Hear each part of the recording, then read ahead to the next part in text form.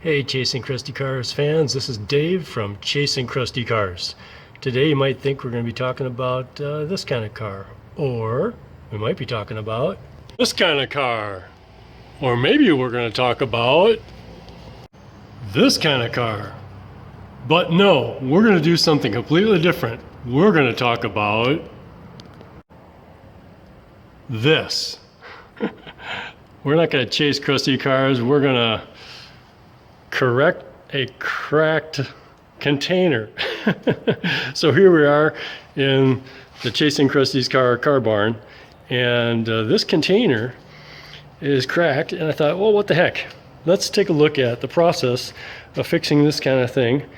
You know, and one of the things or themes within Chasing Crusty Cars is preservation, and not so much restoration, although to some degree we might do that, but it's more around preservation. So how do you preserve what you have? It applies for cars just as well as other things. So let's take that same spirit and apply it to something as simple as this container. All right, let's take a look at the tools and materials we'll need for this job. All right, the tools and materials we'll need for this job are, from left to right, a crusty file. I might need that because I'm going to be cutting some remnants from the tin, the steel used to build the car barn. So I'll give you a tour of the car barn in another video, but there's the Danger Ranger, there's red, and there's blue, and there's the tan bug over there.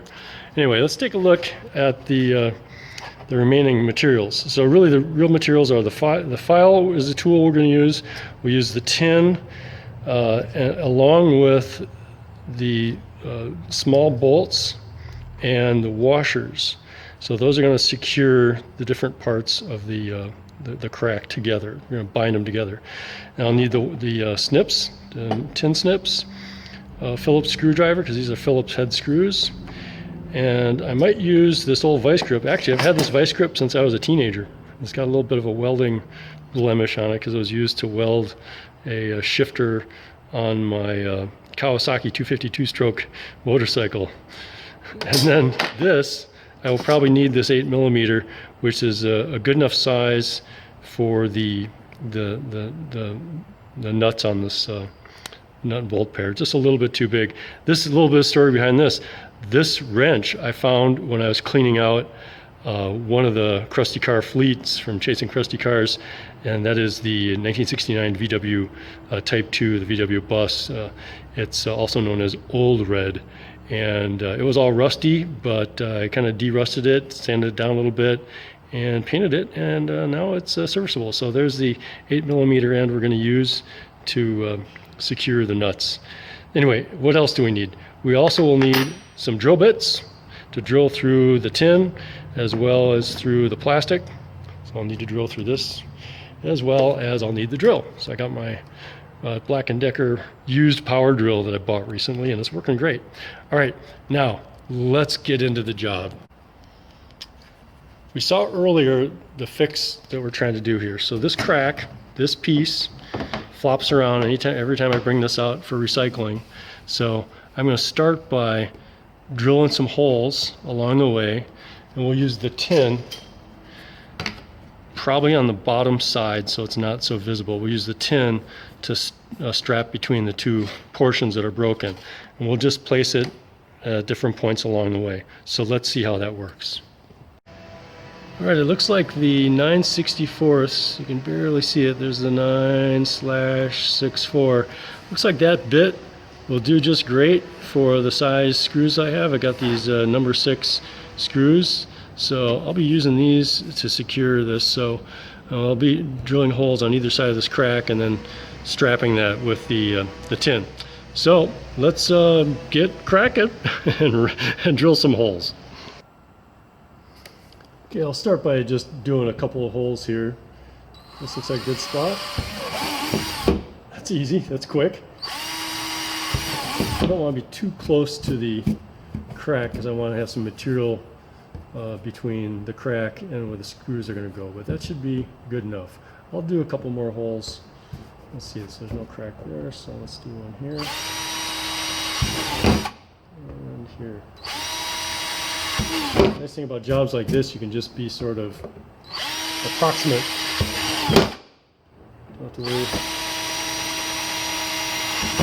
Don't worry about great precision. And I got a compound thing going on over here, so let's strengthen this little side crack. It's like a little tributary to a bigger river. All right, we'll pause there. Now this piece of tin looks just about right for the crack that we've got here. So if I place this right here, cut it right about there, drill a couple holes in it, I think we're golden. That should be about right. There we go. I'm just going to trim these ends so it's a little less dangerous. I might file the ends down a little bit as well. Take my crusty file and give it a little bit of treatment there. Let's see how it works out. Yeah, I've got a top tip for you guys. This is something I just kind of figured out while I was doing this.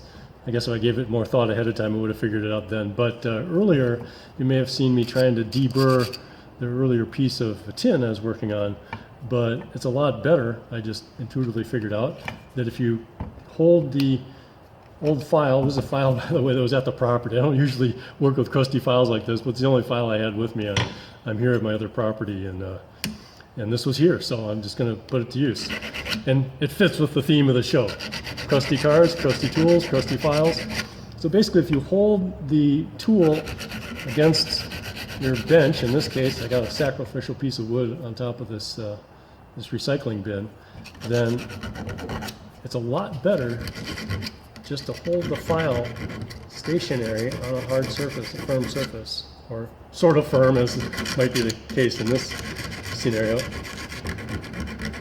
and then do your deburring. It works a lot better, you have a lot more control. And this is mostly done. There's a little bit more that needs to be done, but I just want to share that little top tip with you. Hopefully you can put it to use.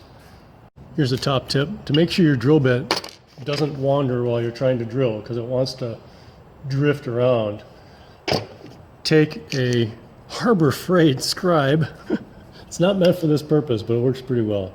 And you use it as a punch. Just find the spots. I've already marked some spots by tracing them with the scribe through the holes in the material of the top of this container.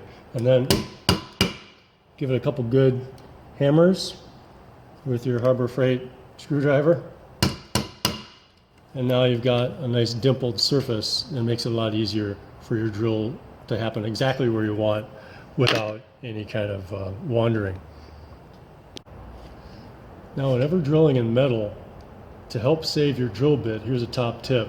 Always lubricate the tip of the drill bit. Somebody's gonna make a joke out of that, I know. But anyway, lubricate the tip of the drill bit. And I like to use Castrol GTX 2050. It's a lube you can trust. All right, so we just get a little oil on there, and now we got a little bit of oil on there to help the drilling happen with less wear and tear on the drill bit. This lines up with our piece. Yeah, the holes match up great, and I'll let you see here. So there's the holes, and we just line this up just like that. It's a perfect match. So we're golden. All right, I've got one of the washers, the screws, and the nuts in, and if you look real closely, you can see the nut right there and the plate that I fashioned. I'm just going to repeat that process. Got a few more screws and pieces in my hand here of the hardware. I'll put that into this hole, and then we'll tighten everything up. First the washer. I like to have the rounded edge part of the washer pointing up so it's more smooth. Put in our machine screw, and then we got the nut. Let's get that bad boy on there. And if we're lucky, it'll thread easily while still remaining in my hands. Yep, we're on. Okay, so now we've got that nut is on there, and then we're just going to tighten him up using our 8mm wrench. Phillips screwdriver head in there, and hopefully we're still on camera. Just tighten that guy up. Doesn't need to be too tight. This other one, I already cinched him down earlier, but let's just see if he's good enough. Now some of you might be thinking, hey Dave, you're not using any lock washers on here. That's right. I decided I just wanted to go simple. This is not going to be exposed to a lot of vibration, and those will probably stay in place as long as I need them to stay in place.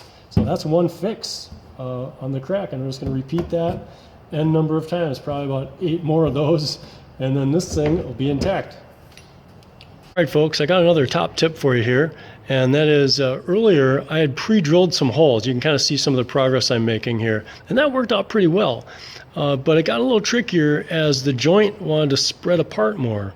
So what I did is I fabricated a piece of the steel or the tin I was looking for, and I punched 2 holes in it, and then I drilled 2 holes. So the holes were pre-drilled, and then what I did is I held the piece in position, I drilled this hole, then I put a screw through that. So this is just temporarily fitted here like this, because I'll be mounting it on the bottom side. And then I tightened up the joint as tight as I could get it, and then I drilled a hole in here, the second hole into the plastic, and then voila, there you go. So now this is in exactly the spot that I need, and I'll get the joint as tight as I want it. So there's another top tip for you, no extra charge. Okay, let's look at the finished result. So you can see the screw holes as they appear on the exterior on the top. And actually I thought I might be doing some more pairs of holes, but it got a little bit tricky in here. And I actually ran out of these little machine screws and nuts. I had plenty of washers, but not enough machine screws and nuts. I was thinking maybe I'd want to do this spot, but it's pretty sturdy. It's a pretty close to the condition it was when it was new. And then here's the interior. So you can see all those guys. And I was counting, I was going, okay, in the package, it says there are 14 pairs of these machine screws with the nuts. Now that's the last one remaining. And I was counting, I was going, okay, I got 2, 4, 6, 8, 10, 12. Dang it, they only gave me not 12, but 13 out of the 14. Then I realized, oh, wait a second. We got this here. Now you might be wondering, well, Dave, okay, so that's 13 and that gives you 14 up here, but you're missing some nuts. But if you look here, I actually have a hidden piece right in there. So that's the extra piece you don't see on the outside. Anyway, it's in pretty good nick.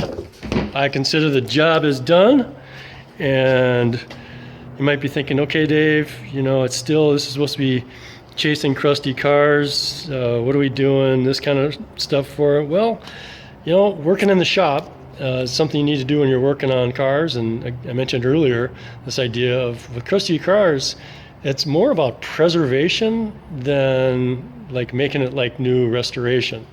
So this is a preservation job. And if you take the CCC for Chasing Crusty Cars, maybe this is, let's say, curing container conveyance, because this is a recycling container. You can't see the name on there. Really, really closely it says recycling. So it's a conveyance for containers that we've cured. And there's also one other thing that makes it tie into the car theme, is something it has in common with cars is wheels. All right, so with that, let's close out the shop. Hope you guys found this video fun and enjoyable and you learned something in the process. If you like this video, please give me a like. I encourage you to subscribe and also share this video. All right, so we'll see you next time. This is Dave with Chasing Crusty Cars. Stay cool.